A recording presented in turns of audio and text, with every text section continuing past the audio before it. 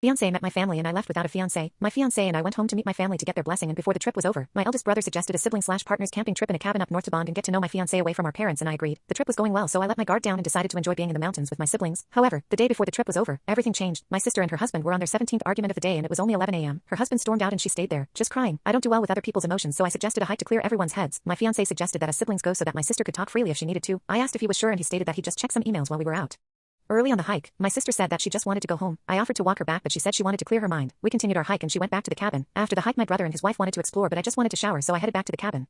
My sister's car was still outside even though it was a couple hours later in the day. I ignored it and went inside. I heard soft moans coming from upstairs and then a familiar grunt. I went upstairs, only to see my fiancé and my sister together in the worst way. Something broke inside of me. I took a pic of what I saw, quietly grabbed my things and left my ring on the counter. I left, sent the picture to the family group chat, and turned my phone off. The next day, I had 47 missed calls from my family and 75 plus texts from my fiancé. Apparently, her husband got the text as he was returning to the cabin and wasn't so kind to my fiancé. Initially, I felt justified. Go to my channel for the full story.